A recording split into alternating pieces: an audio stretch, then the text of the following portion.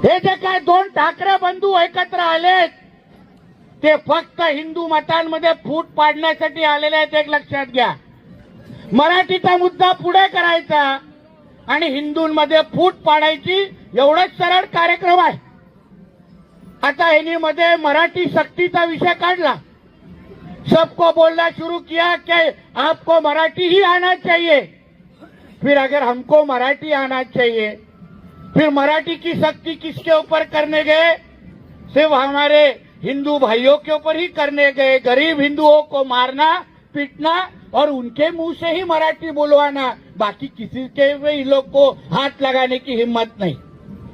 मैं उनके कार्यकर्ताओं को बोलूंगा, ठाकरे के तुम्हारे नेताओं में अगर इतना दम है ना तो जाके खड़े रहो भैरमपाड़ा और नल बाजार में जाके और उनको बोलो हिंदी मराठी बोलने के लिए।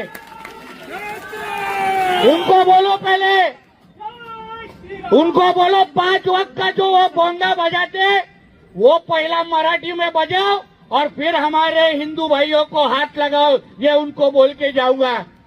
किती एवढी तुमच्यामध्ये हिंमत आहे ना तर जावा, या इकडचे मदरसे असतील, अगोदरच्या इकडच्या आमदारांनी फार लाड करून ठेवलेले या हिरव्या सापांचे इथे असंख्य मदरसे उघडून ठेवलेले, सांगा त्या मदरशांमध्ये जाऊन पहिलं तिकडे जाऊन मराठी बोला आणि उर्दू बंद करा आणि मग आमच्या हिंदू बांधवांना हात लावायची तुम्ही हिम्मत करा।